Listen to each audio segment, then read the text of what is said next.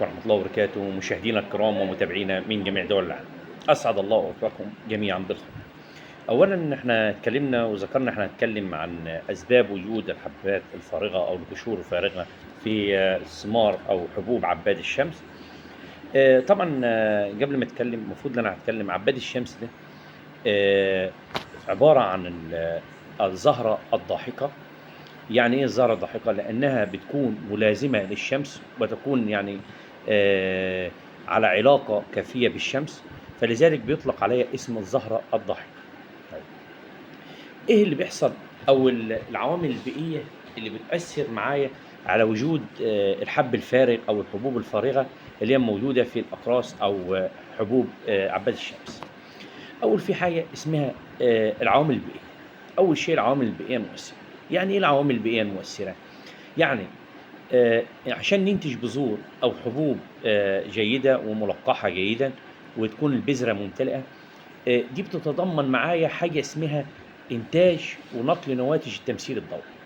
يعني إيه إنتاج ونقل التمثيل الضوئي؟ عباد الشمس أما بيكون ملازم للشمس في النهار، طبعا دي بيخزن الشمس أو بياخد طاقة الشمس عشان يحولها لطاقة اسمها طاقة التمثيل الضوئي في المساء. فعشان كده هو بيحتاج الشمس بكميات كافية جدا عشان يقدر يغذي أو يقوم بعملية التمثيل الضوئي.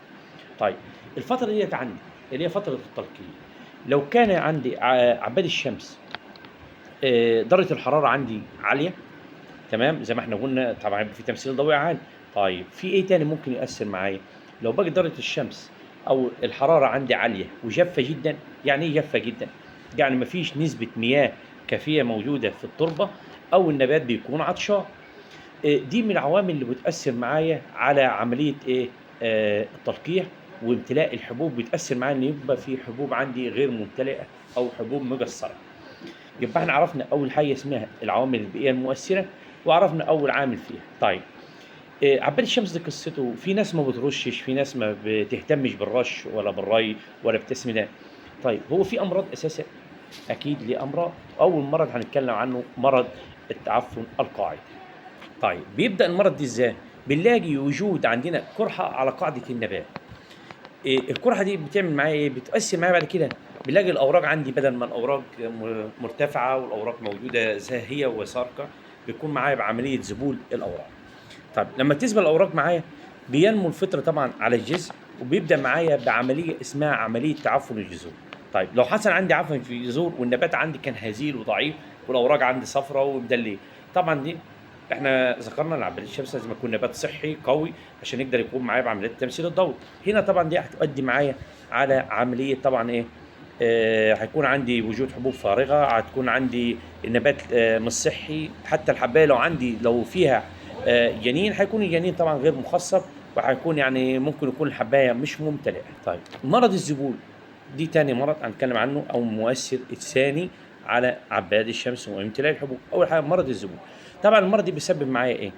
بيسبب معايا المرض دي ذبول وشحوب طبعا للاوراق، وبيعمل معايا حاجات تانية، بيخلي النبات عندي متقزم.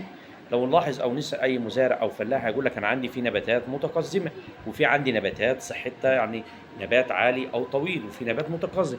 دي من اسباب الذبول. طبعا الذبول ده لما بيظهر عندي او بيكون مرض موجود في الارض، طبعا بيجي لي معايا بيخلي النبات متقزم. طبعا النبات مفيش صحه، مفيش قوه ان النبات يقدر يخزن طاقه عشان يقدر يحولها معايا او يخزنها في الحبوب ويديني جنين جيد او حبايه ممتلئه. دي من الاسباب المؤثره على عباد الشمس. طيب، في حلول طبعا للمشاكل اللي احنا ذكرناها دي. اكيد في حلول. اول شيء او اول حل عندي حاجه اسمها التنوع الزراعي. يعني ايه التنوع الزراعي؟ كان الاول او في الزمن القديم كان المزارع بيزرع دورات زراعيه، في دورات زراعيه ثنائيه ودورات زراعيه ثلاثيه. طيب، الدورات الزراعيه ديت ليها دور كبير جدا طبعا، لانها بتؤثر معايا على النبات وعلى انتاج النبات في الفترات اللي القادمه. طيب، عباد الشمس هنا عشان ناخد عباد شمس صح، المفروض ان انا هنعمل حاجه اسمها عمليه تدوير او عمليه دوره زراعيه، نزرع العباد كل 3 ل 5 سنوات في نفس الارض. طيب، لو عملنا كده هنقلل من ايه؟ هنقلل من انتشار الامراض الفطريه.